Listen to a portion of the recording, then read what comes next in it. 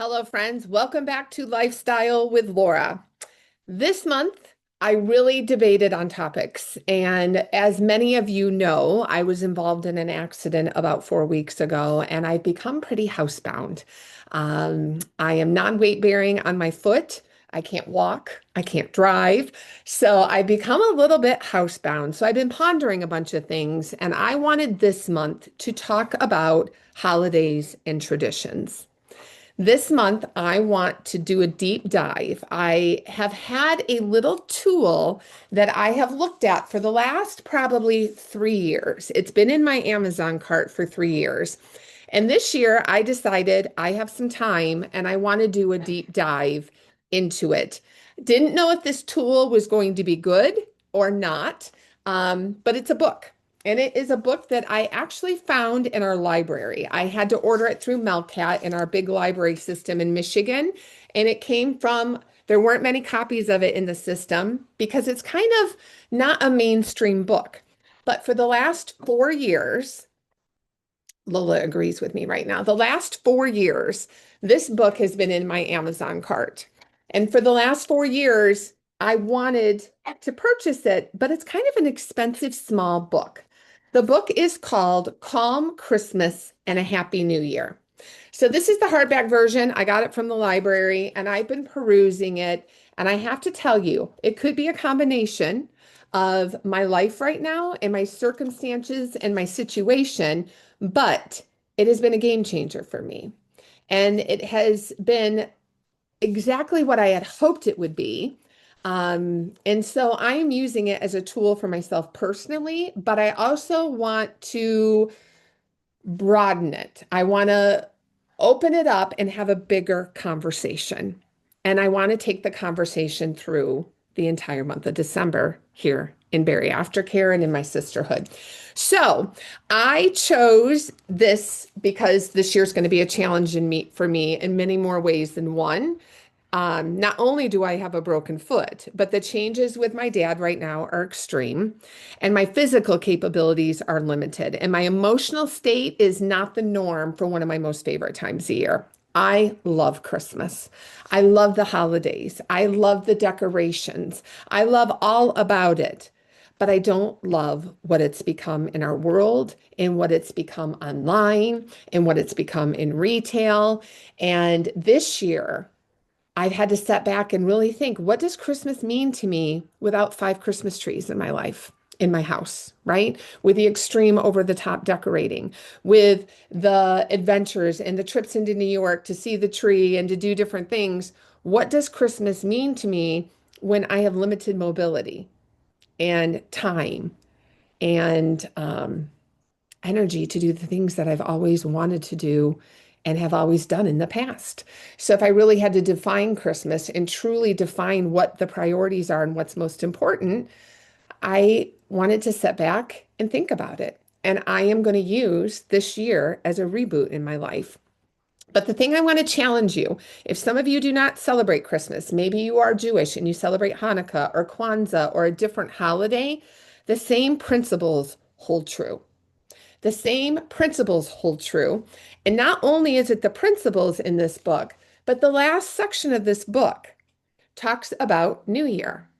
And as many of you know, one of my favorite times of the year not only is Christmas, but it is also the week between Christmas and New Year's. It's one of my favorite weeks. I've always taken vacation in my prior jobs.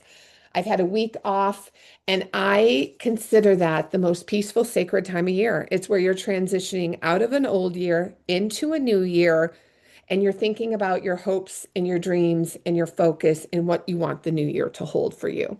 Many of you have traveled the path with me with Word of the Year. We've done vision boards together. We've set the tone and put our intentions into the new year. We've said goodbye to the old year and we have pivoted and headed into a new year.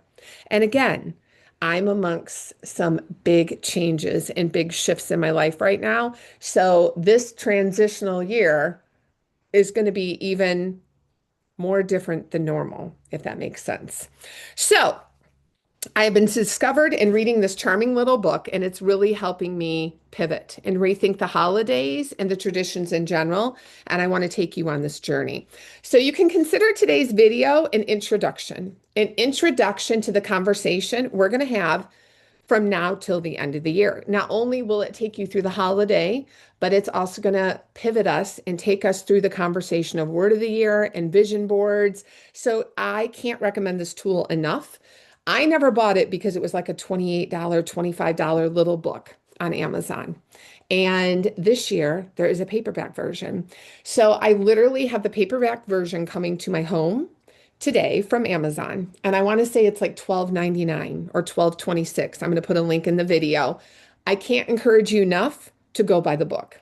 Use it as a book club tool to travel with me because I will be reading from the book in the next month. I will be quoting from the book in the next month. There's activities, there's questions, and it would be magical for you to have a hard copy. And if you get the book, it is a pretty quick read. Don't let it fool you. You know, the words are pretty big on the pages, but I think this is a wonderful Christmas gift as well. So I'm going to give you the link to the book. And then a friend of mine also shared with me that there is a yearly podcast series. Every year, she comes out in November and does a seasonal podcast. It is only like November through December. She's done it like the last 4 or 5 years. And so there is a 2025 version of the podcast. Um, so I have not listened to the podcast yet, but I'm going to go all the way back to the first year she did it to see if it mirrors the book. And if it does, I will be sharing separate episodes. But I'm going to give you a link to the podcast account in case you want to follow along. Because what I truly believe, and if you've been with me or know me, you know you are going to hear my thoughts and my verbiage come through this. And I'm hoping by the end of it that it helps us redefine what holidays and traditions and friends, life in general looks like for us. Because I think life has gotten incredibly out of control. And personally, I think there is a huge opportunity and room to simplify for deeper meaning and deeper connection and deeper use of our priorities. It's going to give us an opportunity to truly redefine our priorities. So I'm going to give you a little bit of an overview because I don't think there's one way to approach any holiday at all. And many of our traditions and our thoughts and beliefs and our practices, keyword practices, are ingrained to us by our families and how we grew up. What did you do at Christmas time as a child? That had a big impact for you.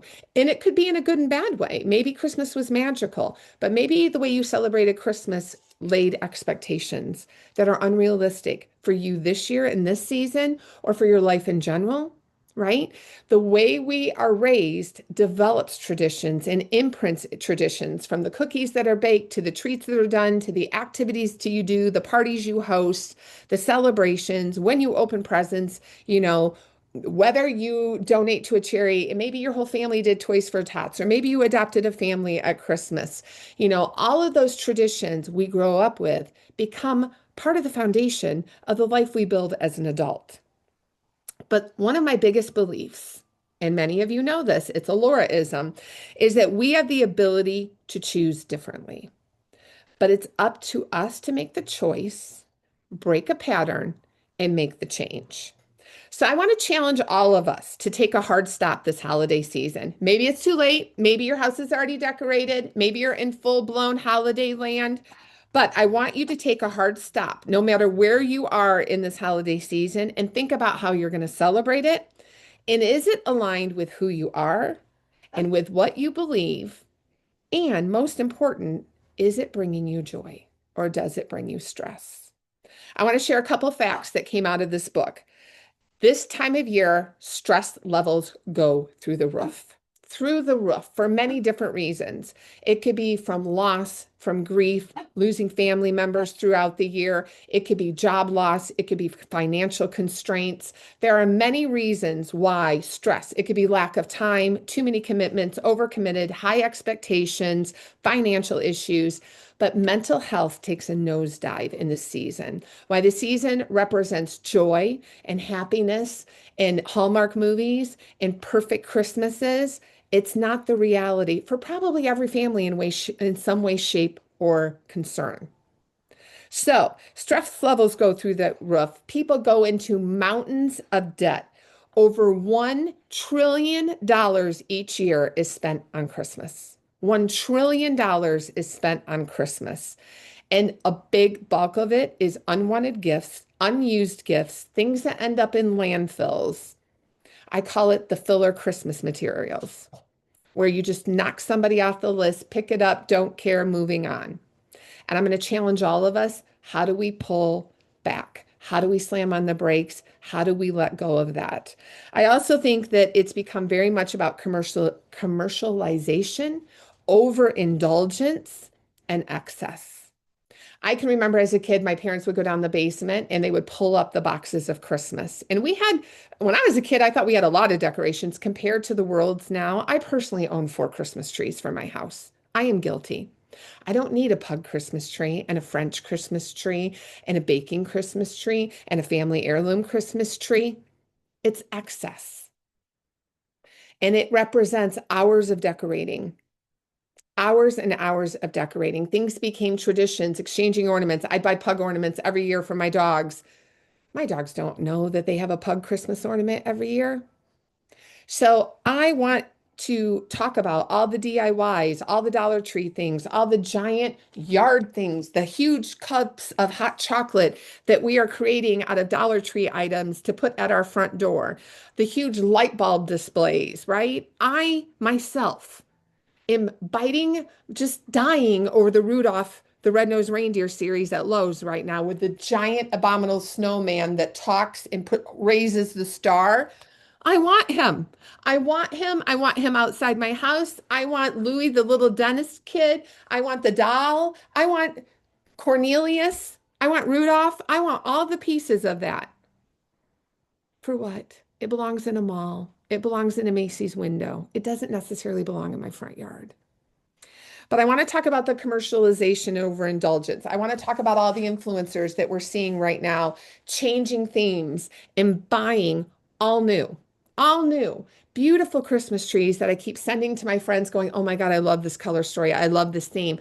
What happened to the tree topper that's been on the top of our trees since we were children? That your mom and dad bought when they couldn't afford to buy a tree topper and had to go without to buy the magical Santa Claus running tree topper. Christmas has become very disposable, very updates. Every year, a new theme for the whole living room, the whole tree, spending, thinking it's cheap, but spending $50, $100 at the Dollar Tree to create something huge and crazy out of cheap materials and be over the top. We don't need new Christmas dishes every year. I'm a girl that grew up with lots of decorating, lots of fun and ideas, but I'm very much tradition. I want the ornaments from my childhood. So that brings me to the next topic within the book that we're going to cover in depth. It starts out by talking about that there are 5 Christmas stories. There are 5 stories of Christmas. And what I'm going to do is inside the room each day, I am going to share a story of Christmas. The first one is the story of faith. So it is all about Jesus and Mary in the manger and the wise men. Maybe you grew up in a religious household and maybe you celebrated, the birth of Jesus. And maybe you did the whole manger and you went to midnight mass at church with a candlelight church and you celebrated and you sang beautiful Christmas music straight in the church with the choir and the candlelight. Maybe you grew up where the story is all about faith. That is the priority of Christmas. Maybe you have a magical manger scene that you put up every year. You have a manger and you have the wise men and you have all the pieces to a big, beautiful nativity scene. So I'm going to tell that story. I'm going to read the chapter out of the book and we're going to talk about what part of the story of faith that you connect with the most, and how did that be a part of what your Christmas tradition and holiday tradition is? How much of your life does, because I want you to remember, this isn't just about Christmas, this is about your life. How much of a role does faith play? Story number 2 is a story of magic. And as you can imagine, that is the story of Christmas Eves and elves and the North Pole and the sleigh and Santa. And it is all about the story of Father Christmas. So I want to know, I will read the chapter to you, and then we're going to have a conversation about where did your ideas about Saint Nicholas, Father Christmas, Santa Claus, where did that come in? And what magical stories or traditions did you celebrate as a child? And how do you bring that into your house? Maybe it's laying out carrots and cookies and a glass of milk by the fireplace with your kids for Santa to come. So we're going to talk about the story of magic, but we're also going to think about, do we think the story of magic and mystical and gnomes and things, rainbows, does that play a part in your everyday life as well? Do you believe that magical things happen? That if you look for it, you will find it? The third story is the story of connection. And that story is based on the Charles Dickens story of Scrooge. It's about connecting with the people you hold close to you, your heart, your relatives, the people around you. So we're going to talk about how connection matters, how people that you work with matter. If you think about Ebenezer Scrooge and Tiny Tim and the whole story and the Christmas past, we're going to talk about, do you have a memory that's related to a Christmas feast or a Christmas gathering? It's a story of connection. It's that traditional Christmas dinner where everybody comes. I think about National Lampoon's Christmas Vacation when they're all sitting around the table and the dinner goes south fast, right? But it's connection to family and people and our past. Do you have a story of connection? The next one is the story of abundance. And that is what I'm talking about, the commercialism, the showering people with gifts and sharing good fortune with others. I want to talk about how big of a play is gift giving and Christmas shopping and receiving gifts and giving gifts in the commercial side of Christmas. How excessive is it? How important is it? Do you celebrate with one gift? Do you do stockings still for people that are adults? What is the story of abundance? Do you bake cookies? Do you do cookie exchanges? Do you give cookies? Do you gift your hairdresser and your mailman and everyone around you? How much abundance? Because that causes stress and that causes monetary issues and financial issues. So we're going to talk about how we grew up because I know for a fact, my mom and I were having a conversation the other day, and she talked about having a stocking that might have some chocolate in it, an orange in the toe, and a silver dollar maybe. The stockings were super simple. It wasn't a stocking that held jewelry and, a stocking could cost $500 today with the things we put in a stocking. What role and place does a stocking have? So we're going to talk about abundance, the story about abundance. And then last but not least, the fifth type of Christmas is the story of heritage. It is your family's heirloom, things that have been handed down to you. It might be cultural celebrations. It might be traditions as far as menu, as recipes, how you decorate your home. What does the weather look like? Maybe you grew up in Michigan and you're used to snow at Christmas, but you live in California now. But what elements of Christmas are important to you because they've been handed down through your family? And how do you feel about them? Do you feel like it's a burden? Do you love them and can't imagine Christmas without them? Do you have memories attached to specific things in pieces? So we're going to talk about it. So we're going to look at all 5 areas this month, and then we're going to challenge ourselves to write our own Christmas story. Do we take a little bit from each piece? Do we pick one item from each area? How do we redefine our stories of Christmas? Earlier this week, Connie is down in Disney World and she sent in pictures of hotels and Christmas trees, and she talked about celebrating Christmas on her own. I know in my women's group, we've talked about Christmas and what the priorities in, and some people love being spontaneous and out there and already almost done Christmas shopping, and other people are trying to find the energy to get energized to even tackle Christmas. So I'm going to challenge us together to write a Christmas story, your Christmas story, what your priorities are. This book is also going to take us into a chapter talking about the social contract, the money and the spending, that Really, gift giving in today's world has become a social contract. I'm going to buy a gift for you. You're going to buy a gift for me. Somebody buys a gift for you. You panic, you go out and you buy a gift for them. I'm going to challenge us to redefine who's on our gift giving list and why. And I'm going to redefine what do we give as gifts? And what questions do we ask ourselves when we are gift giving? There are three things that this book pushes us to explore about gift giving. It asks us to be mindful. Is it mindful? There are three questions. Number one, is it mindful? Are you thinking about the person and where they are in their life right now? Right? Are they living an exciting, glamorous life and you want to buy them a pair of sequined, fabulous shoes or a big Christmas brooch because it's over the top and oh my God, it looks just like Laura. She's going to love it. And you can't wait, right? But maybe that was Laura Preston 10 years ago when I had a Christmas sweater for every day of the week. It probably isn't Laura Preston sitting on a couch in sweatpants, a sweatshirt with her leg propped up in ice packs, unless I'm going to wear my Christmas brooch on my pajamas, which don't put it past me, people. But are you being mindful of the person and what their priorities are and what their life looks like right now and what truly is a blessing? What do they truly need in their life?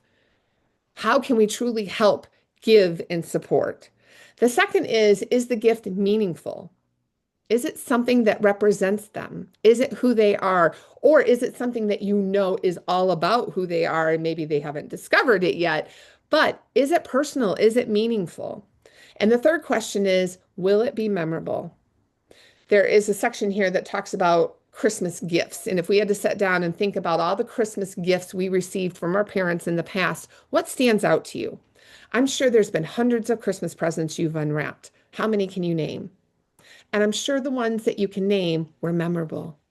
They were something you truly, deeply, passionately wanted. It's something that you were all about. It was the phase in your life, and it was the best thing ever.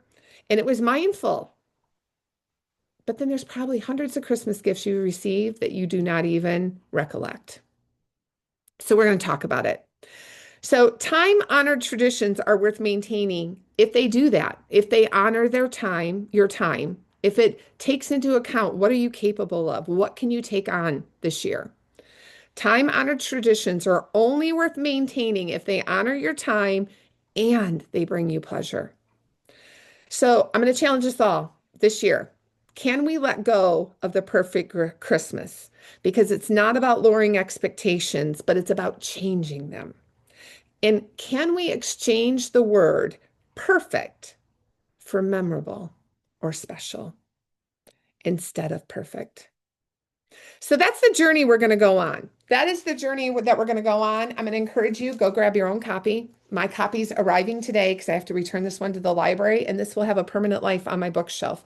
I'm going to give it to some friends because this journey is not going to just take me through Christmas this year. And I am going to have this conversation between now and Christmas Day because I am redefining Christmas for me. If I get into my basement, which will mean somebody is going to come and help me and pull things up, I'm going to downsize my Christmas load probably by half because half of it is just excess stuff I bought on clearance racks. And oh my God, this is only this much. I'm going to pick out the things that are mindful, that are meaningful, that are part of my heritage, it's part of my traditions, and that hold memories. And they're going to take priority. If I have to have somebody help me decorate for Christmas, I'm going to sit here and without looking in my Christmas stuff, if I had to make a list of the things I want somebody to bring out from my storage, that is what's memorable. That is what is traditional. That is what is important. So this is going to be a big year for a pivot. So I'm going to take you on the journey with me. So I hope you follow along. It could end up me just talking to myself for the whole entire month, but I think this is a perfect time of year to hit the brakes and redefine and realign and to move forward. The name of the book is Calm Christmas and a Happy New Year. I need a calm Christmas this year. There is so much stress and anxiety and worry and fear wrapped around this holiday season for me that I want to be calm. And I want moments with my dad and my mom and my family to matter. And I want to enjoy them. I want to heal my leg, and I want to be ready for a brighter, clearer, happier 2026. So this book has a last chapter that takes us through the new year. And if you know me, I believe in word of the year. I believe in vision boards. I believe in moving forward and looking forward. And this book is going to take us on this journey because everything in this back of the book mirrors what I've been doing over the years.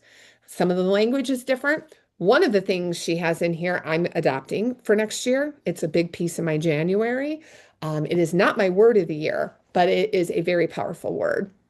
And I love what she put in the book. So if you want to be on board with me and you want to rethink Christmas in, celebrate this year however you do. If you've already started, it's your last year of abundance maybe. But come on this journey with me because not only is it a new way to think, but it's a new way to be. So as you're out there in this holiday season, it's going to make you think about how you interact and engage at parties. If politics come up or if conflict comes up at a family dinner, how are you going to maneuver it? What are your choices you're going to make? If people bombard you and bring you gifts and they're not on your gift giving list, how are you going to process that? What are you going to do? How are you prioritizing your month of December? If your schedule's still open, this book is a great tool. So I totally invite you to come celebrate this holiday, walking into Thanksgiving next week, celebrate Christmas with me, and you can adapt it to Hanukkah, Kwanzaa, whatever you celebrate, whatever your belief or traditions are. And it may reinforce exactly what you do, how you do it, and why you do it, which is a huge gift. But it may make you write your own Christmas story that will carry you forward. I'm super excited about the year in between and walking through it with you this year. I feel like this has been one of the worst years of my life. There are beautiful things that have happened this year. There is success that has happened this year, but I will say it has been my hardest year of my entire life. And I am going to walk away with the challenges and pull away the lessons and change some patterns and create new boundaries as I head into 2026. There's pieces of my life I'm reclaiming. There are pieces of my life that I'm pivoting and changing. And I want to walk the journey with you guys. And I want to walk through how I'm approaching 2026. So this is your personal holiday invitation from me. So hopefully you've made it to the end. And as always, I want to thank you for joining me in another episode of Lifestyle with Laura. I would love to hear your thoughts and comments in the video below. Feel free to let me know what your thoughts are. Let me know if you're ordering the book. I truly believe that you can create and design a lifestyle that you love. A friend of mine painted me a painting that's in my living room that literally says she designed a life she loved. I truly believe we have the power. I also know and believe it's much easier said than done. But what I do know, and I will promise you, to live a life that you design and that you love is going to require pivots, lessons, and growth because life is always changing. We are going to have curveballs. It is not going to be the last hard or bad or challenging thing that happens to you. Our health changes, our priorities change, our circle of people change. So life is not stagnant. Life is not stagnant. And if you are designing it and creating it so you are fully in it and fully living it and fully loving it and seeking a life that you love, then you're always going to be pivoting and learning and growing. So until next time, friends, until we head down this path, and these will be just videos I'm placing in Berry Aftercare and in my women's group because I'm taking both of my groups and we're journeying this together. Until next time, be your authentic self. Dig into exactly who you are and use it to create not only your holiday story, but also your vision for 2026. All right, friends, that's it for me this month. I look forward to walking through this holiday with you, and I look forward to jumping into the new year. Take care.